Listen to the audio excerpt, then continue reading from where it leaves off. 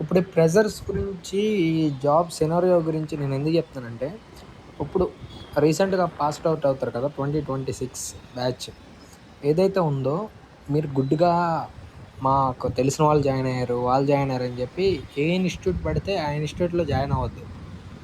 ఎందుకంటే జాయిన్ అయ్యేంత వరకు 1,90,000 చెప్తారు ఎవరైనా. అంటే మేము పక్కా ప్లేస్‌మెంట్స్ ఇప్పిస్తాము, అది ఇప్పిస్తాం, ఇది ఇప్పిస్తాం అని చెప్పి మీ దగ్గర డబ్బులు కట్టించుకున్నంత వరకు ఒక మాట. కట్టించుకున్న తర్వాత వాళ్ళకి నచ్చినట్టు వాళ్ళు చూస్తారు. ఏదో తీసుకొచ్చాం, ఏదో జాబ్ ప్లేస్‌మెంట్ ఇచ్చామని చెప్పి ఏదో ఒక చెత్త కంపెనీలో పాడేస్తారు. చెత్త కంపెనీలో పాడేసిన తర్వాత అరే! ఒక కంపెనీ ఫర్ ఎగ్జాంపుల్ మీరొక రూ. 1,00,000 కట్టి ఓ ఇన్‌స్టిట్యూట్‌లో జాయిన్ అయిన తర్వాత ఆడేదో చెత్త కంపెనీ ఓ 15,000 సాలరీ ఇచ్చాడనుకో, అది మానలేక, నువ్వేమో చేయలేక ఇబ్బంది పడతావనమాట. సో, ఏంటంటే ఇన్‌స్టిట్యూట్ చూసుకున్నప్పుడు ఒక బెస్ట్ ఇన్‌స్టిట్యూట్ చూసుకో.